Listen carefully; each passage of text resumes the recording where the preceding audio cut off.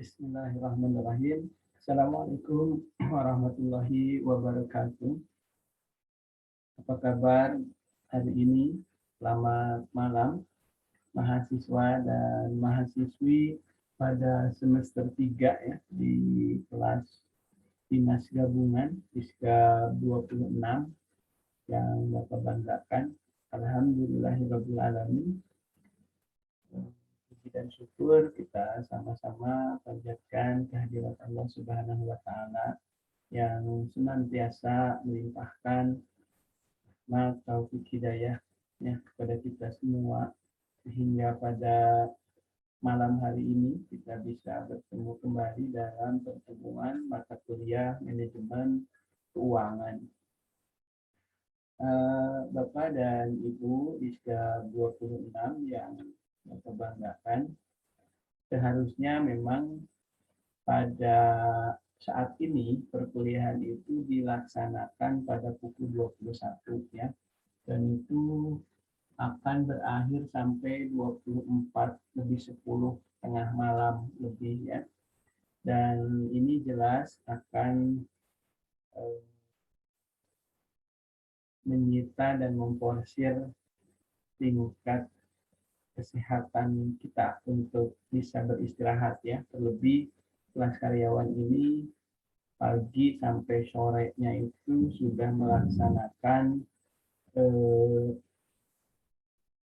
kerjaan ya, rutinitas yang luar biasa ekstra.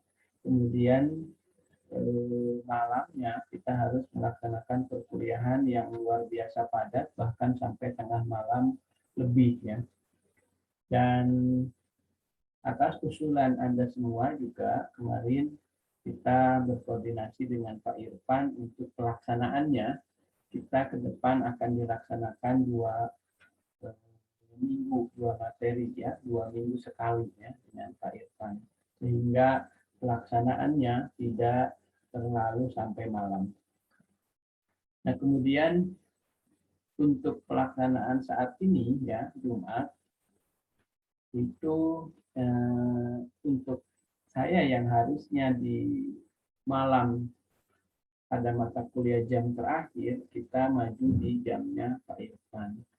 Walaupun sebetulnya saya pun dari sejak awal sudah merasakan bahwa kalau jam 21 sampai tengah malam itu sudah luar biasa ya waktu-waktunya istirahat, sehingga saya berinisiatif dari pertemuan kemarin kita menggunakan virtual Zoom, tetapi yang sudah di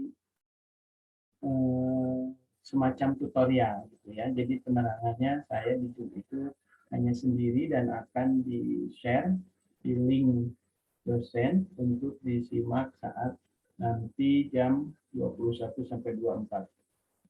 Tapi walhasil masukan dari teman-teman itu ternyata bukannya disimak, tetapi karena kelelahan saat Anda menyimak, maksud hati ingin menyimak secara keseluruhan tutorial video pengajarannya, tetapi karena kelelahan merasa ini sebagai bagian untuk doa tidur gitu ya, asa dipependek. Nah, pada akhirnya banyak yang kelelahan langsung ketiduran, materinya entah di mana. Sehingga pada kesempatan hari ini kita walaupun dekat dengan link yang di-share dari dosen, waktunya agak lebih siangan gitu, sehingga mudah-mudahan seluruh videonya bisa disimak pada jam yang sesuai atau yang sudah ditentukan. Karena kalaupun disimak lain waktu, Anda pas kerja juga itu juga malah tambah masalah baru ya. Walaupun memang dengan link seperti ini Anda bisa tonton kapan saja sebetulnya, kecuali dalam pengisian daftar hadir. Untuk pemahaman materi dan pemantapan materinya sebetulnya bisa diulang-ulang ya, dan Anda bisa melakukan proses pengunduhan sejak awal sehingga Anda bisa menontonnya saat offline ya. Baik, itu sementara sedikit perubahan yang dilakukan pada hari dan jam yang kita koordinasikan antara Pak Irfan dengan saya ya. Baik, selanjutnya kemarin kita sudah atau minggu kemarin sudah membahas tentang manajemen keuangan, di mana kita sudah sampai di fungsi manajemen keuangan ya, fungsi manajemen keuangan. Dan kemarin Anda semua sudah memahami bahwa beberapa fungsi itu diantaranya adalah sebagai perencanaan keuangan. Jadi estimasi cash flow-nya itu di kapan, bulan apa kita akan mengakses atau melaksanakan sebuah kegiatan atau perkiraan yang akan diambil melalui cash flow atau estimasi cash flow ya. Estimasi cash flow ini adalah bagian dari manajemen yang berupa planning gitu ya, atau rencana anggaran kerja tahunan ya. Kalau di universitas itu disebut dengan rencana kerja anggaran tahunan. Nah, itu perencanaan keuangan. Kalau di swasta biasa menyebutnya estimasi cash flow. Kalau cash flow sudah terrealisasi, kalau ini estimasi cash flow. Jadi kalau mau estimasi atau harapan pendapatan dari akun, misalnya kalau di Asia Plaza ya, dari Hotel Asri, dari Passion, dari dari supermarket, dari ya supermarketnya, kemudian dari Passion, dari parkiran, nah itu diestimasi, diperkirakan kita akan mendapatkan berapa. Kemudian dari sisi cash out, perencanaan untuk gaji pegawai, kemudian perawatan gedung, perawatan sarana parkir, kemudian penyusutan gedung, dan lain sebagainya. Nah, ini dibuatkan estimasi, sehingga nanti estimasi atau perencanaan keuangan ini akan di-share, dikoordinasikan dengan bagian-bagian yang lain. Karena kalau tidak di-share di bagian yang lain, ya ini juga tidak akan target, terutama dengan perencanaan cash in gitu ya. Dan nanti akan di follow up oleh bagian lain, diantaranya bagian pemasaran ya, bagian penjualan, untuk berupa target-target supaya mengarah kepada perencanaan keuangan yang sudah ditentukan. Salah satunya perencanaan keuangan dari sisi kas masuk ya, atau cash in ya. Gitu. Jadi membuatkan rencana pemasukan dan pengeluaran serta kegiatan-kegiatan lainnya untuk periode 1 tahun misalkan. Makanya kalau kita di universitas disebutnya dengan RKAT ya, rencana kerja anggaran tahunan. Jadi di situ berupa kegiatan-kegiatan yang akan dilaksanakan selama 1 tahun, di bulan Januari apa, di bulan Februari apa, memerlukan anggaran berapa. Nah, itu nanti akan ditotal oleh perencanaan keuangan. Kemudian untuk membiayai kegiatan-kegiatan itu, kita nanti secara akumulasi dari akun perkiraan itu menjadi sebuah estimasi cash in cash out nih. Dan untuk membiayai pengeluarannya itu nanti kita merencanakan rencana pemasukannya dari mana saja. Dan rencana pemasukan supaya terrealisasi biasanya akan disampaikan dan dikoordinasikan dengan bagian pemasaran, dan bagian pemasaran akan mengemas sedemikian rupa dari mulai promosi produk, kemudian dan lain sebagainya ya, untuk tercapainya sebuah cash in yang sudah direncanakan bagian keuangan. Itu salah satunya menutup pengeluaran, termasuk juga memberikan laba kepada para pemilik saham. Karena kalau kita tidak memberikan laba dari target pemilik saham, ya pada akhirnya kinerja kita jelek dan para pemilik saham akan mengambil sahamnya dan memindahkan investasinya ke investasi lain. Sehingga pada akhirnya perusahaan kita kehilangan sumber dana dan pada akhirnya tidak bisa melakukan operasionalnya, dan pada akhirnya juga akan hanya tinggal nama saja ya perusahaan kita. Dan ini harus dimanage dengan baik. Kalau tidak ya bisa terjadi seperti apa yang saya katakan tadi ya. Kemudian kemarin itu untuk penganggaran keuangan. Ya. Ini pada saat kita perencanaan keuangan itu hampir berdekatan dengan yang namanya penganggaran, karena ini tindak lanjut dari perencanaan poin yang pertama dengan membuat detail pengeluaran dan pemasukan. Gitu ya. Kalau perencanaan mungkin angkanya itu belum spesifik ya. Kalau sudah penganggaran tadi nama kegiatannya, nama rencana pemasukan kegiatannya, itu mungkin baru disebut dengan bentuk kegiatannya. Tapi kalau sudah ke penganggaran itu ada detail dari angka-angka yang dianggarkan. Kemudian pengelolaan keuangan. Nah, ini menggunakan dana perusahaan untuk memaksimalkan dana yang ada dengan berbagai cara. Nah, di sini dana perusahaan itu dimaksimalkan diantaranya untuk aktiva produktif. Jadi nanti yang mana nih yang bisa mengakibatkan aktiva produktif, kemudian bahkan beberapa pimpinan dia lebih mengedepankan aktiva produktif, bahkan dia sampai rela untuk aktiva tetap termasuk fasilitas yang dia miliki itu untuk tidak terlalu wah atau tidak terlalu mewah karena dia mengedepankan aktiva produktif. Kenapa aktiva produktif ini ditekankan? Karena untuk mendulang estimasi pendapatan tadi. Ya. Nah, pendapatan tadi itu akan menutup biaya-biaya. Gitu. Kalau memang pendapatan tadi bisa target bahkan melebihi pengeluaran, baru dia bisa menggunakan keinginan tadi dari laba yang didapatkan. Begitu, ya. Jadi dia sampai rela tidak berani.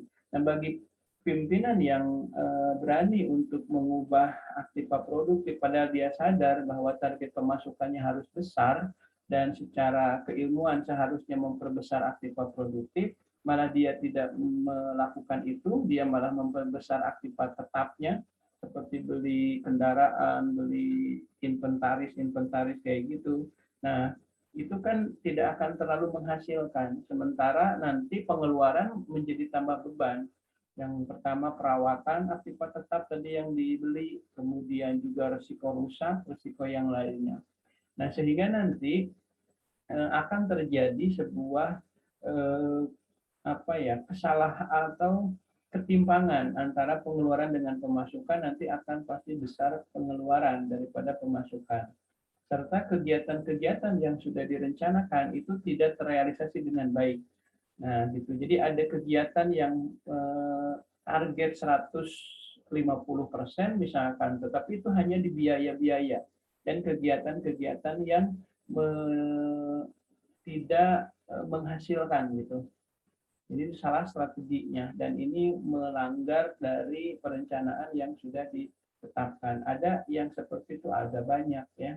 Dan yang hari ini salah satu perusahaan yang hancur itu bukan berarti dia kehilangan nasabah atau manajemen pemasarannya kurang, mungkin saja di manajemen keuangan yang salah tadi. Biasanya mengambil keputusannya salah. Nah, kemudian pencarian keuangan ini yang kemarin kita bahas di tentang bagaimana sumber mencari dan mengeksploitasi sumber dana. Jadi sumber-sumber, kalau Anda jadi bupati, ini sumber-sumber dana yang bisa jadi PAD kabupaten kita itu mana saja gitu. Oh, ternyata pendapatan bagi hasil dari SPBU yang ada di wilayah Sumedang ternyata besar. Ya udah dongkrak misalkan dengan sosialisasi publikasi, kalau beli SPBU orang Sumedang harus di wilayah Sumedang. Jadi kalau mau ke Bandung, oh berarti paling maksimal beli di wilayah Jatinangor. Karena ternyata itu ada share dari Pertamina untuk pemerintah kabupaten. Nah, kalau begitu di situ dieksploitasi sumber dana seperti itu. Kemudian dari perparkiran, ternyata hari ini yang dikelola masih kurang baik, lumayan memberikan pendapatan atau cash in yang luar biasa. Nah, itu kalau dioptimalkan lebih bagus lagi, itu akan mendapatkan dan akan menjadi sumber nanti untuk alokasi pengeluaran.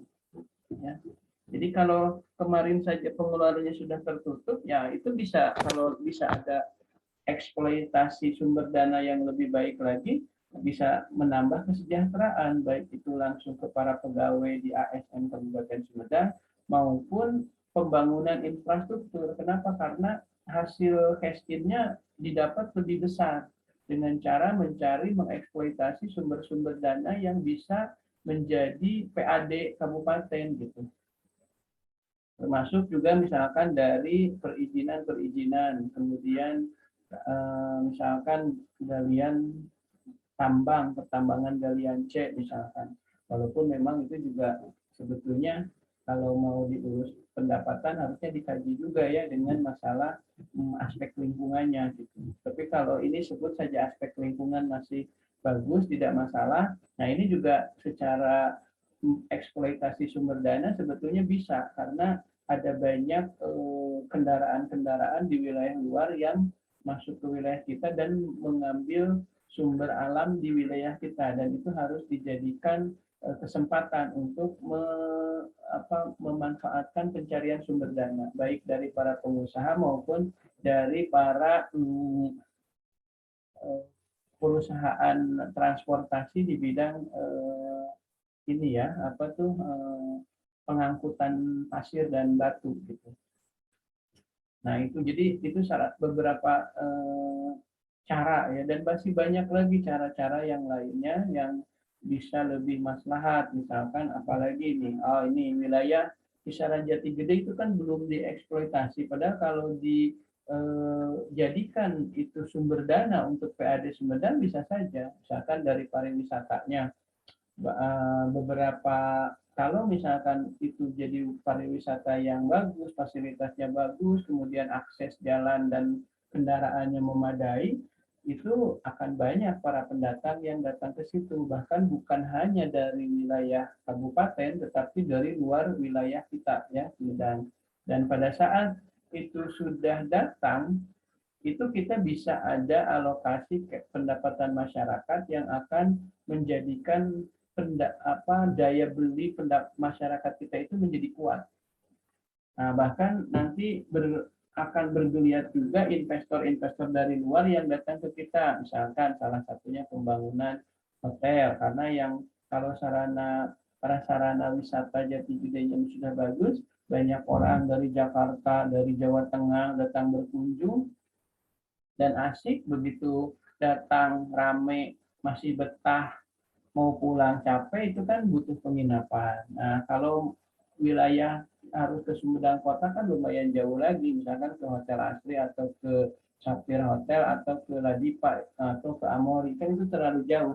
Nah, di sana dibuatkan perencanaan untuk pembangunan hotel, dan ini juga akan menambah sebuah eksploitasi sumber dana di sisi perizinan, kemudian pengangguran dari sisi pembangunan, kemudian juga dari sisi pegawainya nanti, sehingga wilayah masyarakat Sumedang bisa berdaya dan pendapatan kemudian daya beli masyarakatnya akan menguat, sehingga sumber dana dari kabupaten kita gitu ya dalam pencarian keuangan ini bisa dialokasikan ya. Sekarang mau dialokasikan pajak kendaraan aja banyak yang masih nunggak ya, karena ya tadi daya beli hasil dampak dari pandemi COVID-19 yang menjadikan daya beli masyarakat berkurang. Bahkan kemarin itu dari sisi manajemen keuangan banyak pengeluarannya daripada pemasukannya. Pemasukan itu mungkin hanya 60-70% ya. Jadi 30% itu hilang dari biasanya. Sementara pengeluaran itu luar biasa besar ya, dari sisi penggajian maupun pengelolaan atau dampak dari pandemi, bantuan-bantuan dan yang lainnya, penyediaan vaksin dan sarana vaksin. Yang meninggal akibat COVID pun ternyata butuh biaya yang besar, dari mulai perawatan jenazah sampai pemakaman itu dananya luar biasa besar. Jadi sebetulnya dalam manajemen keuangan 2 tahun terakhir ini, kalau dibilang dalam perusahaan swasta itu ya, perusahaan profit oriented udah banyak yang gulung tikar gitu. Tetapi untuk pemerintahan ya mungkin itu ada subsidi pendapatan atau dana masuk dari pusat ya, gitu, dana bantuan pusat. Nah, tapi yang jadi masalah pusat pun dari mana? Karena sama juga pendapatan alokasi APBN atau pendapatan asli negaranya itu juga berkurang. Nah, itu mungkin saja dapat dananya itu pinjaman-pinjaman. Ya pada akhirnya kita sepertinya dapat solusi, tetapi sebetulnya tunggakan dari negara kita ini makin bengkak, makin besar gitu. Tapi mudah-mudahan semoga bukan itu ya yang dilakukan. Nah, kemudian yang selanjutnya adalah penyimpanan keuangan. Nah, penyimpanan keuangan ini bukan hanya disimpan di kas saja, tetapi tadi apakah di aktiva produktif, apakah di aktiva tetap. Yang jelas di aktiva produktif pun harus aman juga ya gitu investasi-investasinya. Kalau penyimpanan keuangan misalkan di manajemen keuangan keluarga itu kan ada yang disimpan di emas, ada yang lain di brankas dan di bank ya. Ini bentuk-bentuk penyimpanan keuangannya. Fungsi manajemen keuangan itu salah satunya penyimpanan keuangan. Kemudian juga pengendalian keuangan. Jadi dikendalikan berapa yang harus ada di kas, berapa yang harus ada di bank, berapa yang harus diinvestasikan, berapa yang harus ada di aktiva tetapnya. Itu ada ukuran-ukurannya ya. Jadi fungsi manajemen keuangan itu melakukan evaluasi serta perbaikan atas keuangan dan sistem keuangan pada perusahaan. Kemudian juga pemeriksaan keuangan. Jadi ini fungsi kontrol nih dalam manajemen ini sudah masuk ke fungsi yang terakhir ya, controlling ya. Jadi pemeriksaan keuangan. Diperiksa ya, dicek kembali ya. Dan tentu saja kalau perusahaannya semakin besar juga ya proses pemeriksaannya. Jadi di dalam situ itu ada sistem pengendali internal atau audit internal ya atas keuangan perusahaan yang ada agar tidak terjadi penyimpangan. Nah, tetapi kalau perusahaannya udah lama ini kadang-kadang repotnya itu begini. Untuk petugas audit internal keuangan itu diangkat dari beberapa karyawan manajer keuangan yang sudah berpengalaman. Dan rotasi untuk manajer keuangan mengangkat yang baru, yang sudah senior masuk ke audit. Ada beberapa karyawan tersebut antara audit internal dengan manajemen keuangan yang ada di situ dulu pernah satu tim gitu. Dan pada saat proses audit ada perasaan, walaupun memang dalam prinsip-prinsip itu harus responsibility, kemudian transparan dan lain sebagainya, tetapi dalam realnya perasaan dengan teman, kemudian canggung dan lainnya tetap selalu ada.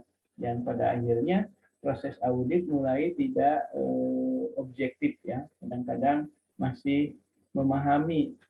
Sebenarnya dia membuatkan laporan bahwa ada kesalahan, tetapi bisik-bisik dengan karena yang diaudit itu adalah lembaga yang di dalamnya ada teman satu timnya tadi, sehingga dia itu memberikan sebuah bocoran bahwa ke depan yang ini diperbaiki atau yang ini diperbaiki. Dan si teman tadi ngerasa bahwa ini dengan teman, iya tapi tidak diperbaiki. Nah inilah yang pada akhirnya dalam pemeriksaan keuangan itu selalu ada fraud dan kesalahan. Sehingga pada akhirnya manajemen itu selalu juga menginginkan ada pemeriksaan keuangan dari eksternal. Nah, biasanya kerjasama dengan kantor akuntan publik ya. Termasuk juga manakala perusahaan kita ini mau butuh bantuan dana, pinjaman, entah itu ke bank atau ke yang lainnya, pihak luar itu tidak ingin hasil pemeriksaan internalnya, gitu, karena khawatir ini dari internal itu ada terjadi apa ya manipulasi atau proses perubahan kembali data sehingga tidak mengindikasikan keadaan yang sebenarnya, sehingga mereka menginginkan pemeriksaan keuangannya itu dari lembaga luar ya, biasanya dengan akuntan publik ya. Nah, selanjutnya, nah ini Bambang Rianto. Nah, ini fungsi memperoleh dana ya, ada outstanding of fund atau fungsi pendanaan, ada fungsi menggunakan investasi kemarin, alokasi of fund. Kemudian, nah kalau di neraca itu yang memperoleh dana itu di posisinya pasipa tuh. Ya, di pasipa itu sumber dana itu terlihat ya, ada yang liabilities, sumber dananya dapat minjem atau kewajiban, ada yang dari equity, modal ya, gitu. Itu sumber dana. Yang aman itu memperoleh dana itu di pasipa itu mendingan dari equity, dari modal. Jadi kalau perolehan dananya itu ada 10 miliar, itu hampir 10 miliarnya dari modal. Dari liabilitiesnya nol. Nah, itu saya kira tenang ya, karena itu masuk kategori modal.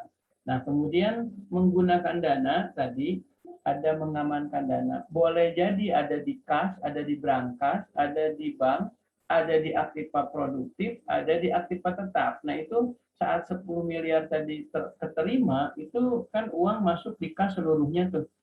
Tapi kan kalau dilama-lamakan di kas juga itu idle ya. Nah, makanya alokasi opan itu memang masih pilihan, silahkan, tetapi manajer dalam hal ini harus bijaksana, mana yang harus prioritas utama, mana yang harus prioritas eh, menjadi nomor kedua, ketiga, dan yang lainnya. Sebetulnya yang semua orang paham bahwa yang harus didahulukan adalah aktiva produktif. Tetapi aktiva tetap juga mulai dibeli karena pada saat pelaksanaan aktiva produktif itu ternyata butuh pendukung. Nah, dan yang dibelikan di aktiva tetap itu seharusnya yang akan mendukung untuk penempatan aktiva produktif itu saja. Misalkan komputer, saat kita mau melakukan aktiva produktif dalam bidang apapun gitu ya, kita perlu pencatatan, dan pencatatan perlu komputer untuk ngeprint dan lain sebagainya. Jadi pada akhirnya aktiva tetap juga harus dibelanjakan, dan yang dibelanjakan yang urgen-urgen dan yang mendukung. Kalau memang kendaraan mobil belum mendukung, nggak usah ada pimpinan ada mobil, apalagi mobilnya mobil yang mahal-mahal, itu nggak usah. Jadi prioritaskan untuk aktiva produktif, dan aktiva tetap dialokasikan, dibelikan, itu menjadi wajib yang sifatnya menopang aktiva produktif saja gitu.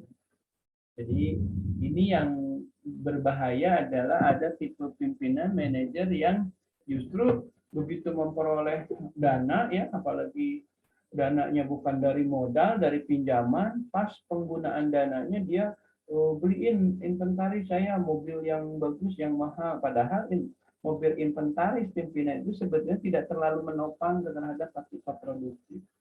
Kecuali nanti kalau sudah berjalan dengan baik, ya mungkin itu juga menopang, tapi sifat mobilnya nggak usah harus yang bagus dan mahal, yang penting bisa menunjang aktivitas pimpinan itu untuk ke kantor tidak terlambat, dan kalau ketemu relasi tidak masa naik angkot, itu juga memang menunjang. Tetapi sebenarnya urgensi dalam aktiva produktif itu adalah nanti aktiva-aktiva tetap yang mendukung langsung terhadap aktiva produktif gitu ya. Ya pada akhirnya mobil pimpinan juga menjadi penting pada akhirnya ya. Cuma untuk jenisnya ya nggak usah terlalu mahal, yang penting sesuai standar, tidak kehujanan, nyaman untuk bawa berkas dan lainnya. Nah ini hal-hal yang harus diperhatikan dalam kita memanage keuangan ya gitu. Ada sebagian pimpinan yang berpendapat bahwa mobilnya harus bagus supaya image, dan nanti kalau saya ketemu nasabah, ketemu konsumen, mereka akan percaya karena mobilnya ada yang seperti itu. Tapi kalau hanya gengsi saja yang dikedepankan tanpa memperhitungkan dengan baik tentang alokasi dana produktif yang lainnya, itu bahaya. Tapi kalau punya pola pikir begitu, tapi dia juga mengimbangi dengan memperhitungkan berapa aktiva produktif yang harus diproduktifkan, yaitu nggak masalah juga. Ada benarnya juga pendapat seperti itu. Yang bahaya adalah pendapatnya seperti itu, tapi di bisnis plan-nya dia tidak punya pengalokasian yang benar-benar mantap, yang benar-benar berdaya gitu. Ya pada akhirnya berat, mobilnya dia udah mahal ke situ, kemudian pajaknya mahal, kemudian perawatannya mahal, sekali pengeluaran keluar juga tidak cukup 300-500 ribu, padahal pendapatan ya itu ya. Tapi kalau diperhitungkan dengan baik bahwa nanti aktiva kalau mobilnya ini memang akan berdampak terhadap kepercayaan dari konsumen, tapi juga diperhitungkan aktiva produktifnya supaya dapat pendapatannya lebih besar gitu. Ya itu mah mangga gitu. Jadi artinya kalaupun ada pola pikir yang tadi sah-sah saja, tapi dia yang lebih bagus adalah diimbangi dengan perencanaan untuk pengalokasian dana terhadap aktiva produktif yang lebih matang lagi gitu, yang lebih bagus lagi gitu. Nah, tujuan manajemen keuangan, nah ini awalnya itu bagaimana nih ya perusahaan ini mampu memaksimalkan kesejahteraan pemilik owner gitu. Jadi nanti di pengeluaran itu ada selain biaya tenaga kerja nanti laba tahun berjalan yang diestimasi selama 12 bulan 1 tahun kerja itu bisa memenuhi target dari pemilik. Misalkan pemilik itu investasinya sekian miliar, dia menginginkan tahun depan itu dia itu ada laba itu 800 juta. Nah, itu harus dijadikan sebuah pengeluaran biaya yang harus disiapkan. Karena kalau kita target bisa sampai yang estimasi diinginkan, jadi kita yakin selain kita dipercaya untuk memimpin terus, bekerja di situ, dan para pemilik saham pun akan senang dan pada akhirnya bisa menambah investasinya. Jadi tujuan manajemen keuangan itu yang pertama memaksimalkan kesejahteraan pemilik perusahaan atau juga memaksimalkan nilai perusahaan, nilai sahamnya, dan pada akhirnya pada saat kita selalu bagus target, nanti pada akhirnya nilai sahamnya juga naik sehingga orang berkeinginan untuk membeli saham yang sudah dimiliki para pemegang saham sekarang karena pas dilihat kinerjanya bagus, memberikan laba dari manajemen kepada pemilik juga bagus. Kenapa pemiliknya sampai berani menjual padahal bagus? Ya, orang kan punya keinginan ya, mungkin dia butuh atau urgen, nah dia menawarkan. Dan orang pada mau membeli saham yang dimiliki oleh perusahaan tersebut karena kinerja manajemen keuangan, kinerja perusahaannya sangat bagus gitu. Jadi berbondong-bondong karena wah gede nih gede nih. Sayang tuh yang ngejual. Yang ngejual juga sebenarnya sayang. Tapi karena manusia ya semua punya kebutuhan sendiri-sendiri dan urgensi sendiri-sendiri, kita tidak tahu orang saling sangka dan saling eh, merasa senang dari orang lain padahal yang ngerasain orangnya ya orangnya gitu. Gitu. Nah, ini memaksimalkan kesejahteraan pemilik perusahaan atau memaksimalkan nilai perusahaan. Kemudian juga menjaga kelangsungan hidup perusahaan, going concern ya. Jadi untuk eksistensi selanjutnya juga ya. Karena ya kalau kita target penjualan, kemudian pemasukan target bahkan melebihi, ya selain kita bisa memaksimalkan kesejahteraan pemilik, ya kelangsungan hidup perusahaan kita juga akan lama umurnya. Orang kita sehat kok. Kalau kita tidak sehat, pemilik saham kecewa, banyak yang mengalihkan dananya, kita juga ribet, banyak biaya yang tidak tertutupi. Artinya di situ banyak perusahaan itu sudah tidak sehat. Banyak sakit di mana-mana ya. Dengan pemilik sakit, dengan karyawan sakit, dengan mitra pelanggannya juga merasa makin kalau sudah sakit dengan ini jadi ada dampaknya. Dan kalau sudah banyak itu menjadi kompilasi yang luar biasa sangat susah untuk menyembuhkannya ya. Menyembuhkannya dalam arti memperbaikinya itu sangat susah. Gitu ya. Jadi yang pertama memaksimalkan kesejahteraan pemilik perusahaan atau memaksimalkan nilai perusahaan. Kedua, menjaga kelangsungan hidup perusahaan, going concern. Yang ketiga, mencapai kesejahteraan masyarakat sebagai tanggung jawab sosial.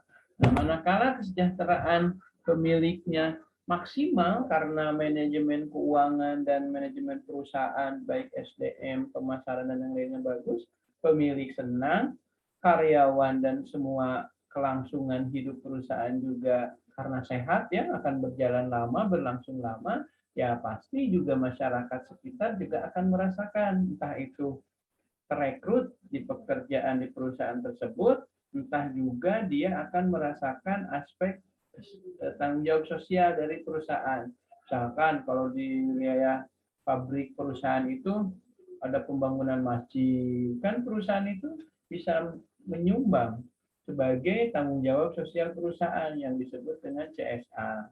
Atau di wilayah RT di kisaran pabrik itu ada pembangunan toilet umum misalkan, atau sarana prasarana olahraga. Nah, perusahaan itu kan bisa membantu, dan perusahaan itu bisa membantu kalau memang ada kelangsungan hidup perusahaan, artinya punya pendapatan. Ya, CSR juga tidak akan muncul kalau perusahaannya ya merugi terus. Ya, apa yang mau ditanggungjawabkan sosial? Jangankan tadi untuk sosial, kelangsungan hidup perusahaannya saja dia masih kerepotan gitu. Gitu. Jadi kalau manaj keuangannya bagus, yang dikoordinasikan dengan bagian-bagian manajemen yang lainnya, entah itu pemasaran, SDM, operasional, produksi, maupun strateginya, insya Allah nanti akan mendapatkan pemaksimalan dan kesejahteraan dari para pemilik saham atau owner. Kemudian juga kelangsungan hidup perusahaan juga akan berlangsung sehat dan berlangsung lama. Nah, kemudian kesejahteraan masyarakat sekitar juga insya Allah ya, sebagai tanggung jawab CSR sosial ya. Banyak infrastruktur masyarakat sekitar yang dibantu juga oleh perusahaan, karena perusahaannya target. Kalau nggak target, apa yang mau dibantu? Kemudian juga masyarakat punya keuntungan diberdayakan dalam perusahaan tersebut, entah itu jadi karyawannya, kan itu banyak sekali ya. Nah, termasuk kalau mau saya tambahkan, yang keempat adalah negara juga dibantu dengan perusahaan yang ada. Apa dibantunya? Misalkan pajak ke negara ya, atau pendapatan negara dari sisi pajak itu banyak ya, karena perusahaannya nanti kan bayar pajak badan, belum pajak karyawan PPh 21-nya. Bayangin kalau pabriknya pilot, ya kan pajak badannya nggak ada, negara nggak kehilangan. Pajak karyawan PPh 21 itu nggak ada juga. Gitu. Kemudian juga negara juga dibantu dalam pengentasan kemiskinan dan pengangguran. Nah, pengangguran dan kemiskinan, karena ada pabrik, ada perusahaan, yakinlah pengangguran menjadi terminimalisir. Jika pengangguran menjadi kecil karena berdaya di berbagai perusahaan, maka kemiskinan pun bisa sedikit teratasi, bahkan ya sudah menurun lah ya itu. Banyak sebetulnya. Oh, kalau itu menjadi manfaat ya yang saya sebutin tadi keempat. Ini tujuannya.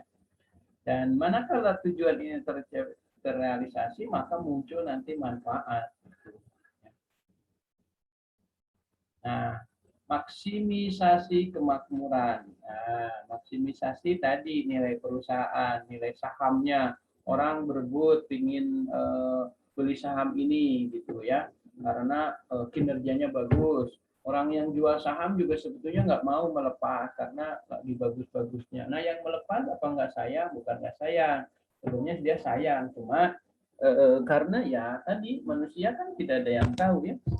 Kita menyangka dia banyak uang, benar banyak uang, tapi kan keperluannya juga lebih banyak lagi, berbeda dengan kita. Kita cukup makan, punya sepeda motor juga sudah cukup. Bagi mereka mobilnya sudah banyak, pengeluarannya lebih banyak lagi.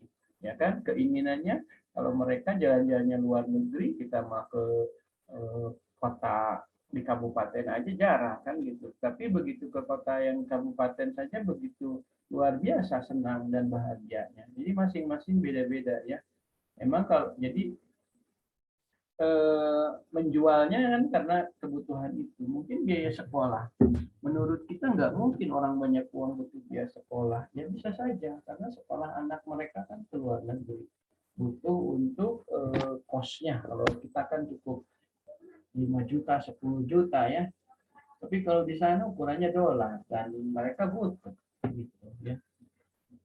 Kemudian nilai perusahaan itu merupakan harga yang bersedia dibayar oleh calon pembeli saham yang lainnya apabila perusahaan tersebut dijual. Walaupun kalau kinerja masih bagus ya dia juga tidak akan menjual keseluruhan mungkin ya, karena butuh kelangsungan hidup pribadinya juga yang didapat dari perusahaan, investasi dia di perusahaan gitu ya. Ya, tapi tergantung juga kalau memang butuhnya mendesak dan semua ya bisa jadi dijual juga semuanya.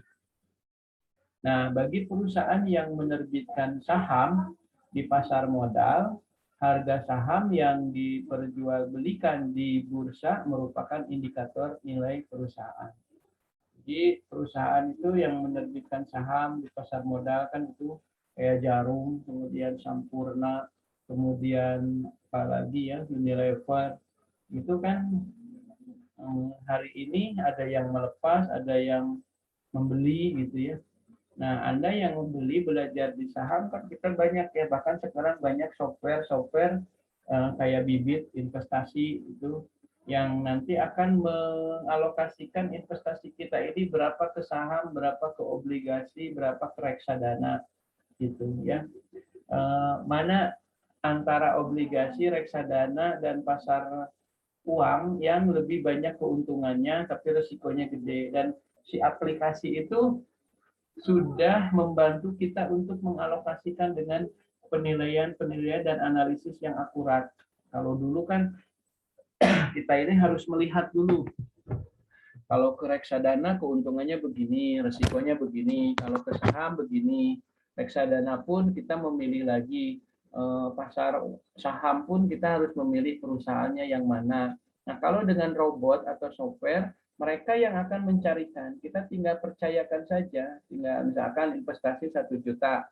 Nah, nanti berapa nih? 60% yang ke reksadana, 20% yang ke obligasi, misalkan sekian persen kemana gitu. Jadi presentasi lebih banyak kemana atau sedikit kemananya itu berdasarkan resiko dan manfaat yang paling tepat gitu. Dan software itu sudah akurat gitu.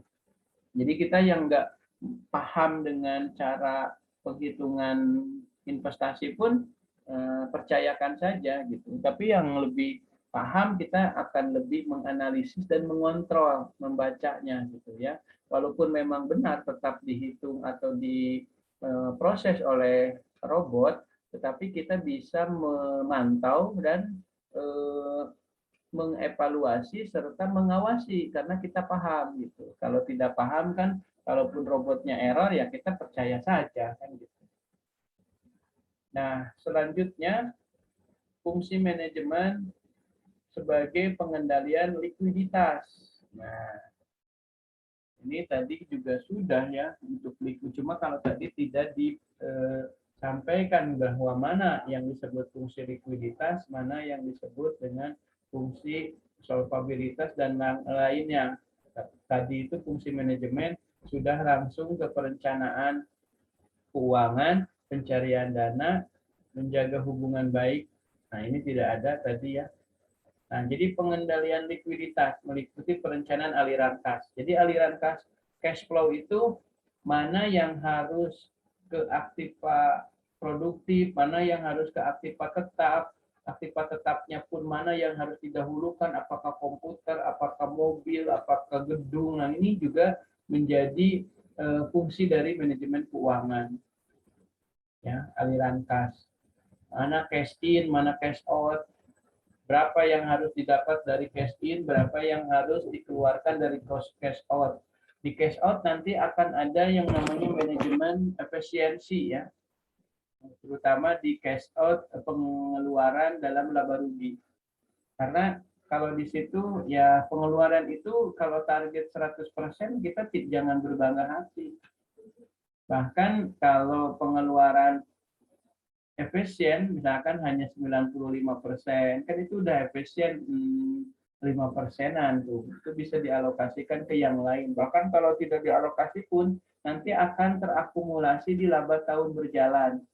Dan laba tahun berjalan saat tutup buku akhir tahun itu akan menjadi kinerja kita untuk ke para pemegang saham. Dan laba tahun berjalan yang di closing entry dan akan dibagi ke pemegang saham pun tidak semuanya dibagi ke pemegang saham. Bisa saja prosentasinya ada untuk bonus-bonus karena melebihi target.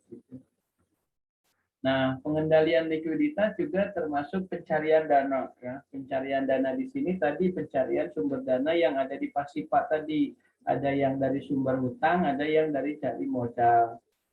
Nah, pencarian dana itu diusahakan yang harus dicari pertama kali itu yang dari komposisi equity, modal sendiri ya, entah itu hibah, donasi ya, kemudian juga penyertaan, kemudian juga penyetaraan dan lain-lain.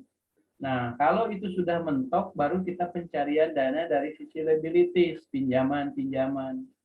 Cuma jangan diutamakan pencarian dana itu kita langsung minjem, itu berat dan mahal, kita harus bayar biaya dan bunga yang luar biasa besar.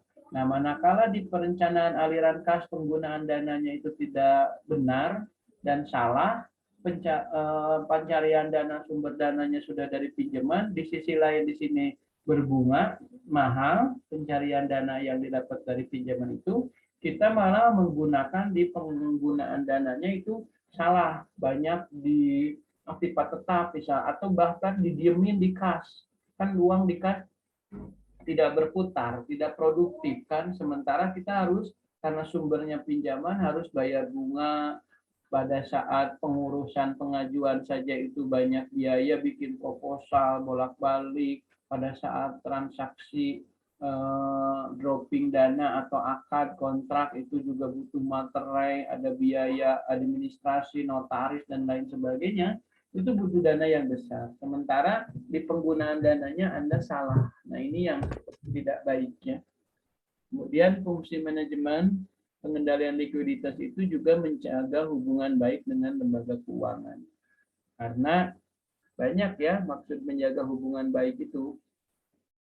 Yang pertama, karena pengendalian likuiditasnya tercapai dengan baik, maka banyak relasi kita yang merasa aman dan merasa nyaman dengan kita. Karena kita termasuk dalam kategori perusahaan yang sehat. Nah, kemudian makna menjaga hubungan baik dengan keuangan, ini juga bisa jadi karena kita sehat, ada beberapa rekan lembaga kita atau perusahaan teman kita yang agak kurang sehat tapi nggak sakit-sakit amat, tapi butuh dana bantuan. Nah, kita bisa membantu karena kita lagi dalam posisi sehat. Sehingga di sini kita menjaga hubungan. Nah, pada saat kelak nanti suatu saat kan usaha itu berubah-berubah ya. Kita justru yang agak kurang sehat ya, kita butuh bantuan. Nah, dari lembaga yang pernah kita bantu itu, perusahaan itu juga kita bisa minta bantuan pertolongan untuk pengendalian likuiditas. Jadi di sini menjaga hubungan baik dengan lembaga keuangan. Jadi kalau kita sehat sebenarnya membantu pun bisa karena ada kita dalam posisi sehat, bahkan lagi berlebih melimpah misalnya ya, seperti itu. Kemudian fungsi pengendalian laba ya. Pengendalian biaya ini yang tadi saya sebut dengan manajemen efisiensi ya. Kemudian akan kena ke penentuan harga. Apakah harga produk kita dinaikkan untuk estimasi pendapatan karena harus menutup pengeluaran-pengeluaran. Nah, kemudian juga perencanaan laba. Ya jelas ya, harga dinaikkan, kemudian penjualan harus berapa, karena ada perencanaan laba. Perencanaan laba itu didapat dari mana? Dari estimasi pemasukan yang harus masuk, ya, cash in yang harus masuk, sehingga perencanaan laba diperoleh. Dan nanti dari perencanaan laba, sebenarnya cash in itu ditahunya dari mana? Dari pengeluaran, total pengeluaran. Total pengeluaran akan menghitung seluruh jumlah kebutuhan dana dari mulai gaji pegawai sampai tadi pemilik menargetkan berapa. Dan itu sudah terakumulasi, maka di situ kita harus menentukan pendapatan cash in. Cash in kita alokasi sumber pendapatan kita dari sektor mana saja, 1, 2, itu bentuk kegiatannya. Baru nanti kita targetkan dari sektor ini sekian rupiah, sekian rupiah, sekian rupiah. Dan di situ yang disebut dengan perencanaan laba. Nah, pada saat perencanaan laba muncul angkanya dari sektor ini harus sekian, sektor ini sekian, maka akan muncullah di bagian pemasaran target penjualan.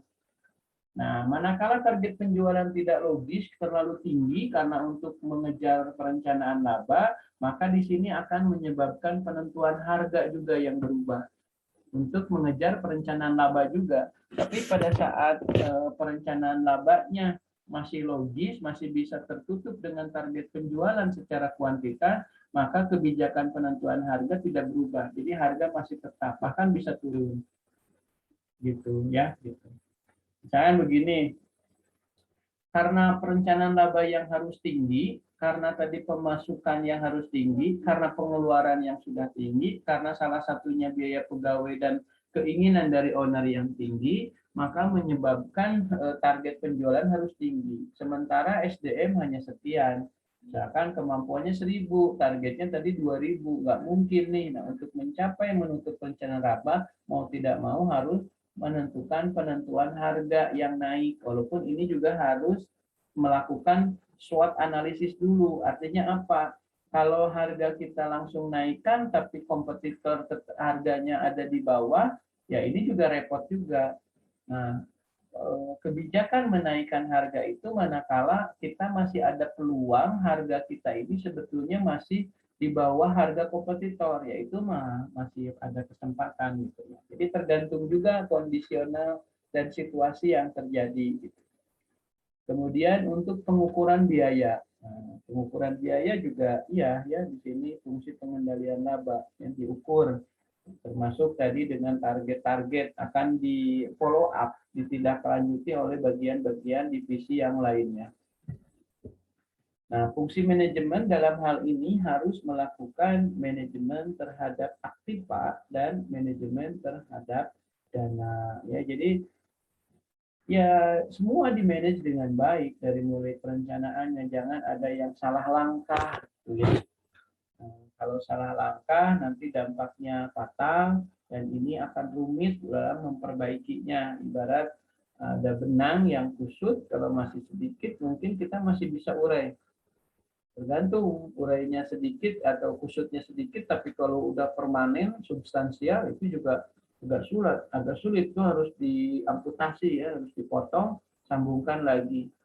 Jadi penanganan itu tergantung dari permasalahan, tingkat kesulitan, permasalahan, terjadinya permasalahan di mana itu proses dan perlakuan untuk solusinya juga agak berbeda-beda ya, seperti itu.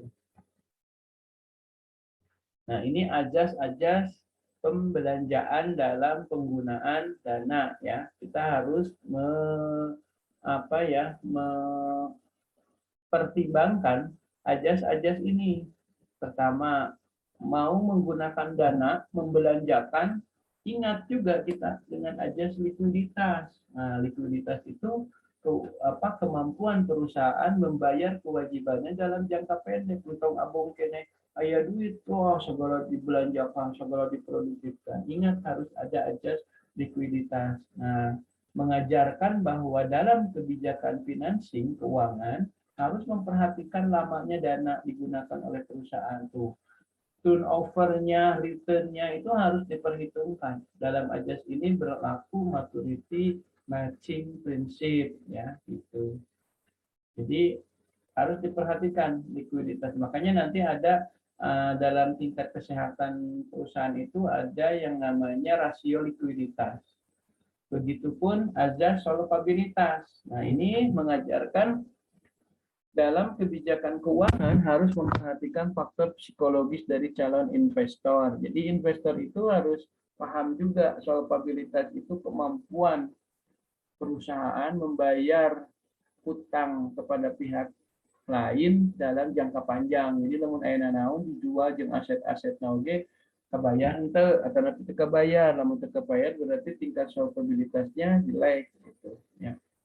Ajas rentabilitas mengajarkan bahwa dalam kebijakan keuangan ini harus memperhatikan juga konsekuensi memberikan balas jasa. Jadi rentabilitas itu rasio yang menghitung kemampuan perusahaan dalam menghasilkan laba.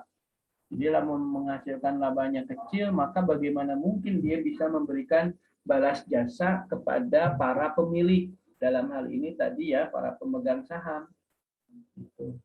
Tapi kalau rentabilitasnya tinggi, ya besar kemungkinan dia memiliki kemampuan untuk memberikan balas jasa atau laba kepada para investor yang tinggi juga ya, yang bersangkutan kepada para investor, dan calon investor juga akan berkeinginan untuk menjadi bagian dari perusahaan itu sebagai investor tadi, pembelian sahamnya, karena kinerja perusahaannya bagus, rentabilitasnya bagus.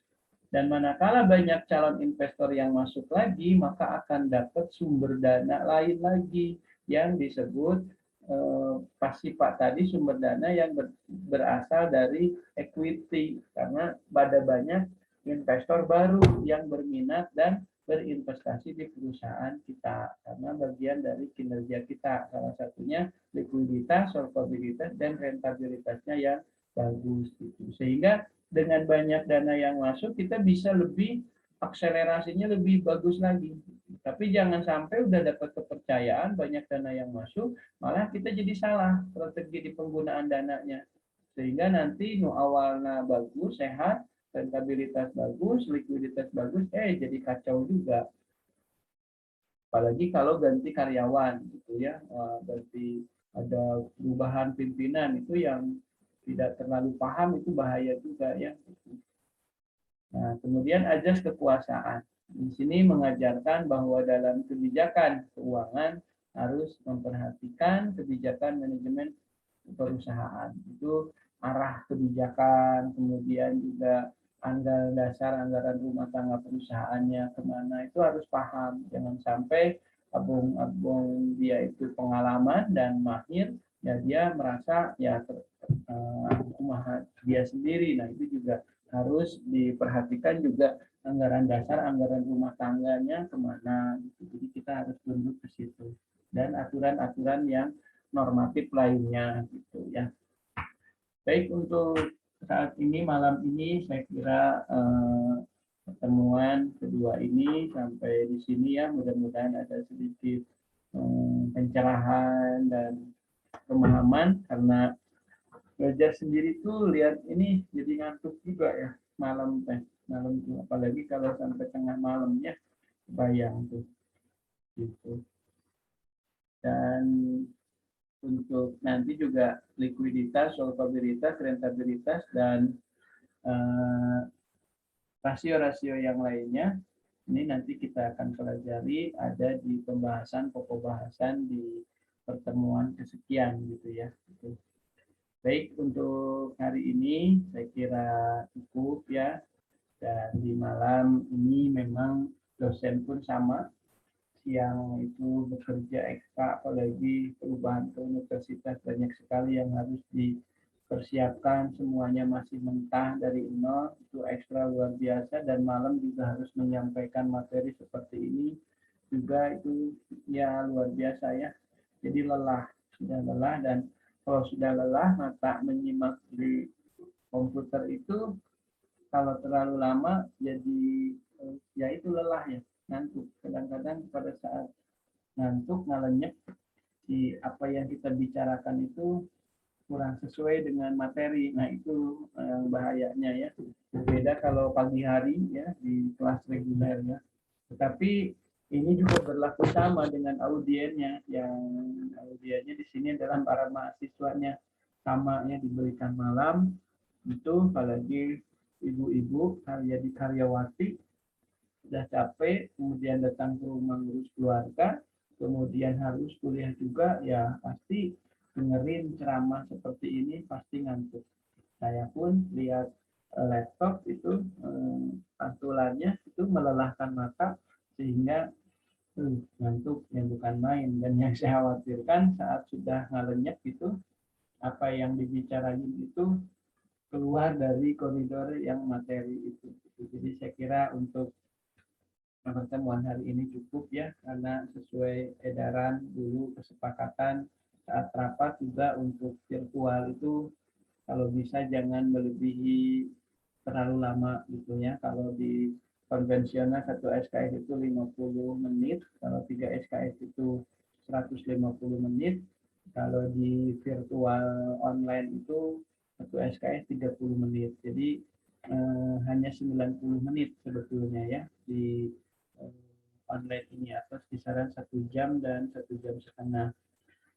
Mengingat bukan mengurangi kualitas ya, tetapi tadi itu ya, kadang-kadang fasilitas dari mahasiswa juga HP-nya panas ya, terlalu lama, kemudian kuota juga menyita kuota yang agak banyak, dan tidak semua mahasiswa juga mampu membelinya, ada juga yang kerepotan.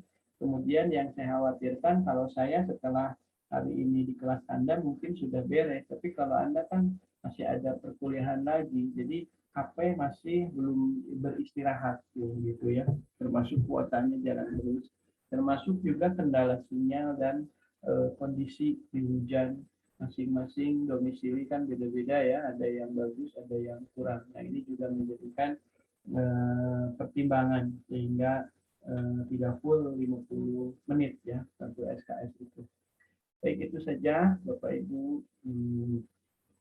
Sekitar 27 ya, 26 pada semester 3 ini.